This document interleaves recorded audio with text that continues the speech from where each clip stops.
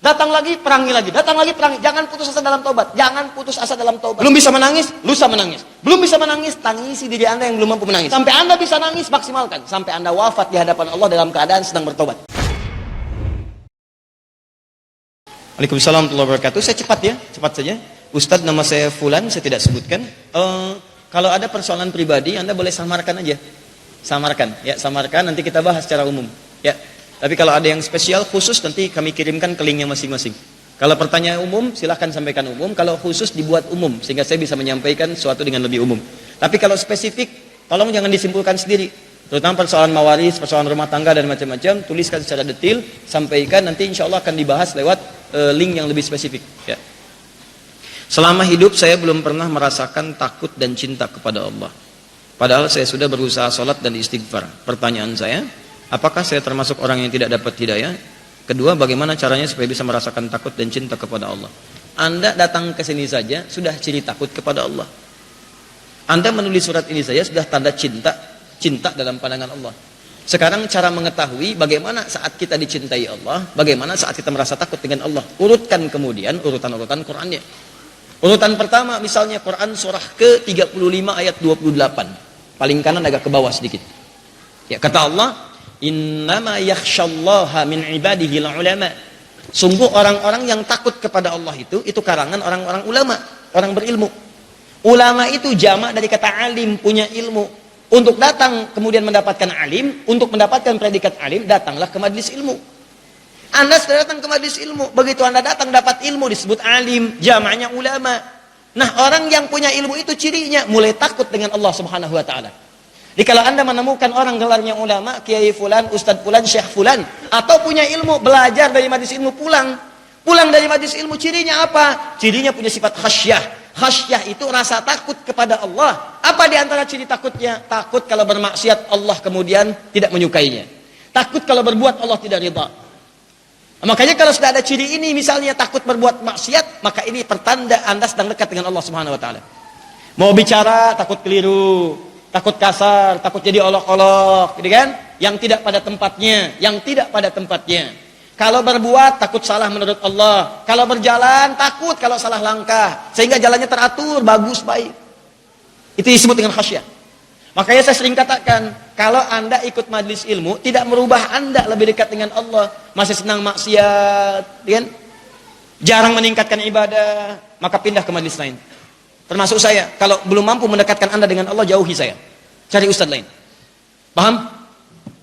Termasuk, mohon maaf, kalau ada orang gelarnya alim, ulama, kiai, habib, ustadz, siapapun dia, misal ya.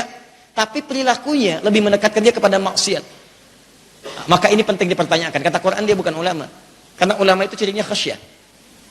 Yang kedua, orang yang takut dan dicintai Allah adalah orang-orang yang senang bertaubat, istighfar. Makanya ketika ada orang taubat dari kesalahan seperti ini nih, dia nanya pengen berubah.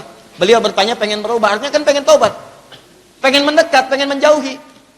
Saya pengen jauh dari maksiat, jauh. Nih, maksiat ini kalau pertama kita tobat masih dikerjakan, terus tobat lagi, terus sampai Anda merasa maksimal untuk bertobat. Terus berjuang. Datang lagi, perangi lagi. Datang lagi, perangi. Jangan putus asa dalam tobat. Jangan putus asa dalam tobat. Nih, Anda pengen tobat malam ini, tangisi. Belum bisa menangis, besok menangis.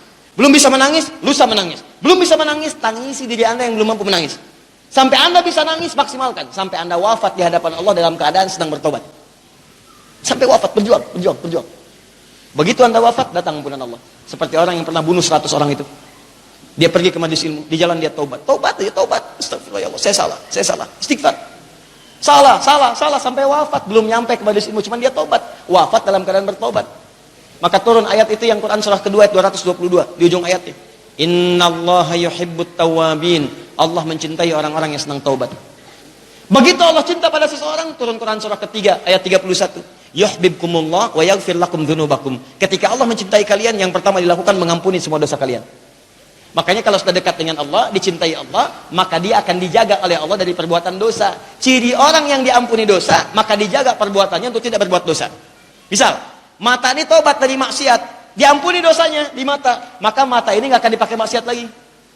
Jadi kalau Anda bertobat, mata masih dipakai maksiat, artinya maaf, belum berubah mata ini.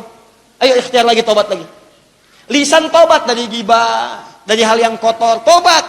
Tapi belum mampu keluar dari itu, pelan-pelan tobat lagi sampai selesai ini. Nanti kalau tobatnya sudah sempurna, maka dari ujung kepala sampai ujung kaki akan dijaga oleh Allah dari perbuatan maksiat. Enak hidupnya itu. Ya, jadi yang dipikiran tuh enak aja, enak. Ini nggak mudah. Ya, jangan dikira seorang ustaz termasuk Adi Hidayat, apakah bisa begitu? Belum tentu. Saya juga berjuang. Saya berjuang. Berjuang di lisan, berjuang di mata, berjuang sampai ke ujung kaki. Ketika ada yang mencela, berjuang untuk memaafkan. Ya, ketika ada yang menghina, berjuang untuk memaafkan. Ketika ada yang ini, berjuang pelan-pelan. Ya, jangan dikira seorang ustaz itu nggak punya ujian. Coba lihat betapa banyak ustaz dengan ustaz saling berselisih. Ustaz saling mentahdir, ustaz saling mencela, ustaz saling menjelekkan, ustaz saling membid'ahkan. Padahal tahu dalil, tahu bacaan, tahu macam-macam. Kenapa? Apa yang mau dicari? Mau cari dunia.